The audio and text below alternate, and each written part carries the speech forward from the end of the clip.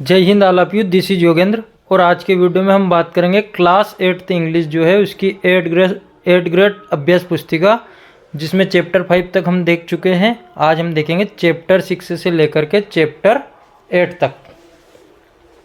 चलते हैं सीधे चैप्टर पर। यदि आप में से कोई चैनल पर नए हैं या अभी तक चैनल को सब्सक्राइब नहीं किया है तो सबसे पहला काम चैनल को सब्सक्राइब कीजिए, ताकि हर नई वीडियो का नोटिफिकेशन आपको मिलता रहे।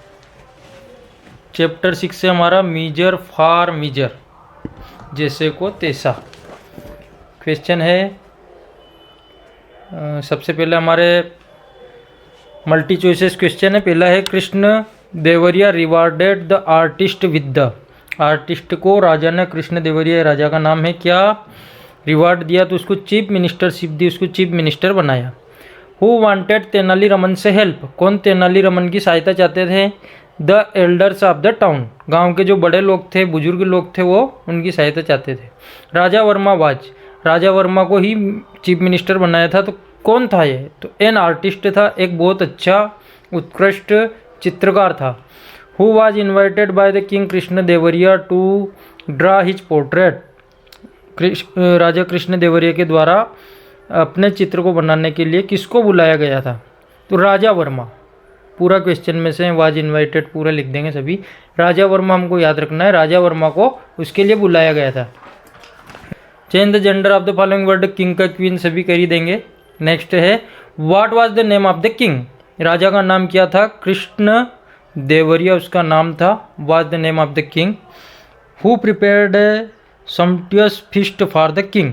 राजा के लिए बनाया था। तो एक कारपेंटर प्रिपेयर्ड, एक कारपेंटर था, उसने बनाया था। What was king Krishna Deoria known for. Krishna Deoria किस चीज़ के लिए जाने जाते थे? तो Krishna Deoria was known for his patronage of poets and scholars and he was equally fond of fine arts. यानी पोइट्स जो थे, कवि, अच्छे विद्वान और अच्छे कलाकार जो लोग थे, उनको आश्रय देने के लिए जाने जाते थे। नेक्स्ट है, why did the people not dare to complain about Raja Verma to the king. लोगों के अंदर क्यों साहस नहीं था राजा वर्मा की, राजा वर्मा जो एक आर्टिस्ट था उसकी राजा से शिकायत करने के लिए। The people did not dare to complain Raja Varma की शिकायत करने का साहस वो नहीं जुटा पा रहे थे। बिकॉज, क्योंकि the king was very fond of him. क्योंकि जो राजा था वो उसका बहुत अधिक शौकीन था, बहुत अच्छा घनिष्ठ वो उससे था। नेक्स्ट है, how was the food at Tenali Raman's house. Tenali Raman के जो घर था, भोजन था, वो कैसा था? The food was at Tenali Raman's house was badly cooked. बहुत बुरे ढंग से पकाया गया था। एंड वाज अनबियरेबली हॉट, और बहुत ही अधिक गर्म भी था। Home did the elders of the town approach. गांव के जो एल्डर लोग थे, बड़े लोग थे, वो कहाँ पहुँचे?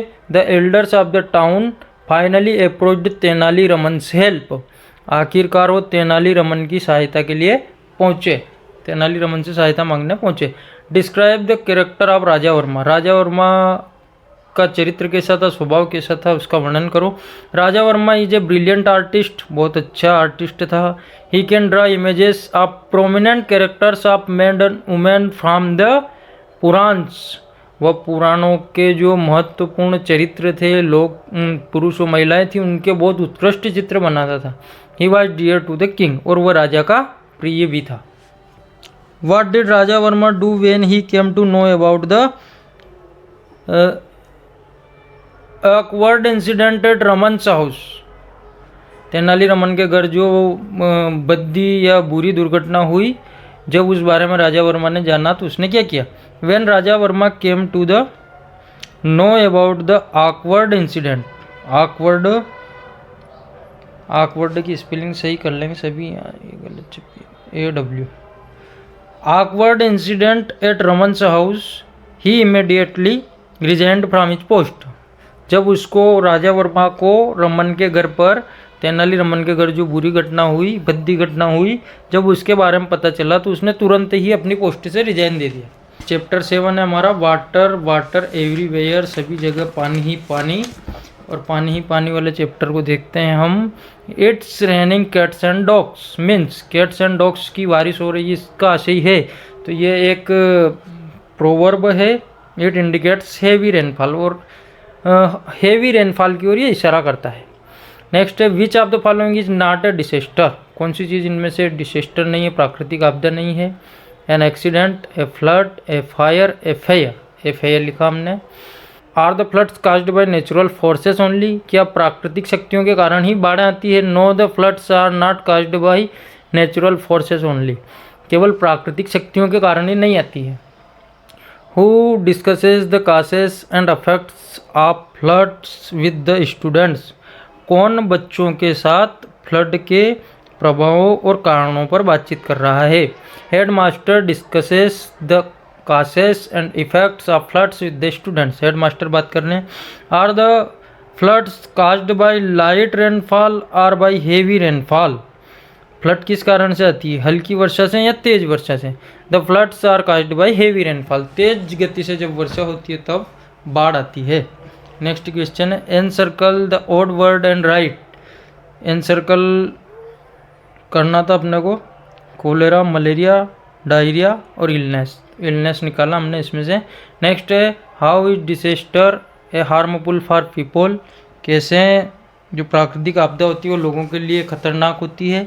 आंसर लिखा अपन ने, इट किल्स और injures a lot of people और causes a lot of damage to property, क्योंकि प्राकृतिक आपदा जब भी आती है यह घायल करती है कई सारे लोगों को और कई सारी प्रॉपर्टी को भी क्षति पहुंचाती है। Who also play a role in causing floods, कौन कौन सी चीज़ें, कौन लोग फ्लड के आने के कारण है या उसमें एक भूमिका निभाते हैं। People also play a role in causing floods, प्राकृतिक शक्तियों के साथ साथ मनुष्य भी उसमें एक भूमिका निभाता है। Can children go near the river to see the water level, if no then why, क्या बच्चों को नदी का लेवल देखने के लिए जाना चाहिए और यदि नहीं तो क्यों नहीं।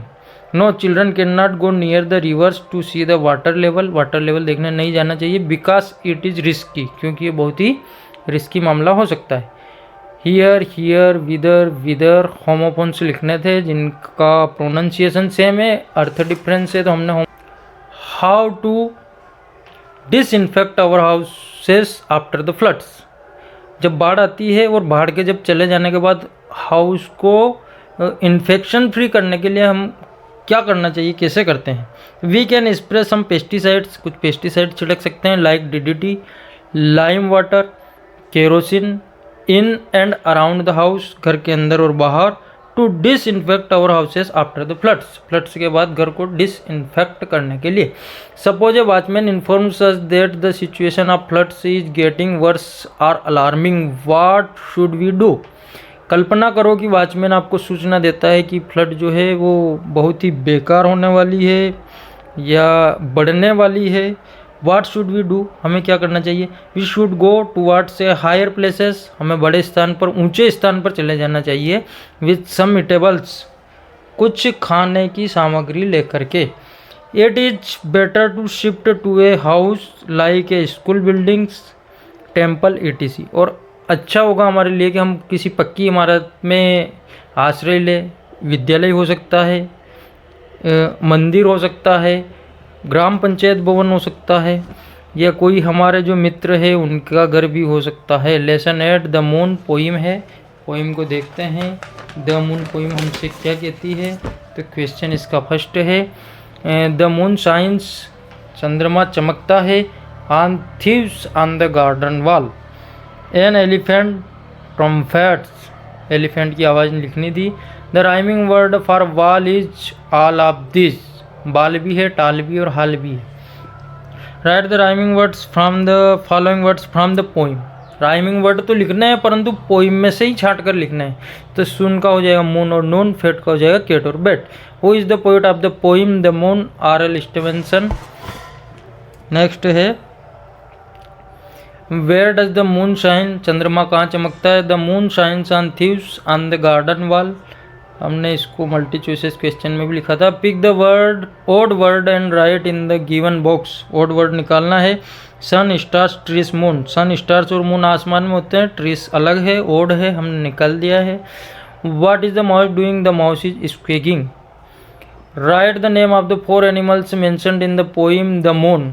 द मून में कौन कौन से 4 जानवर उल्लेखित किए गए? Cat, mouse, dog, bat. What do the birdies do when the moon shines? The birdies sleep in the forks of the trees. जो पक्षी है वह अपने पेड़ के घोंसले में सोते हैं। नेक्स्ट है right any one stanza of the poem the moon which you like the most. तो तुम्हें स्वयं को करना चाहिए, जो पोइम में जो भी स्टेंजा आपको पसंद है उसको लिखो यहाँ पर। एनिमल और उनके साउंड, एलिफेंट का लिखा हमने ट्रम्पेट, कैट का हो जाएगा म्यू, लाइन का हो जाएगा रोर, डॉग का हो जाएगा बार्क और हॉर्स का हो जाएगा नी। According to you what is the difference between the moon and the sun? Right. चंद्रमा और सूर्य के बीच में क्या अंतर है? लिखो। The sun shines in the day while the moon shines in the night. सूर्य दिन में चमकता है, चंद्रमा रात में चमकता है। The earth moves around the सन।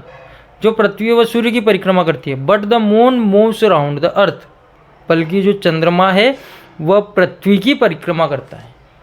आशा करता हूँ आज का वीडियो आपको पसंद आया होगा। वीडियो पसंद आया तो लाइक व शेयर जरूर करें। धन्यवाद। जय हिंद। फिर मिलते हैं नए वीडियो के साथ।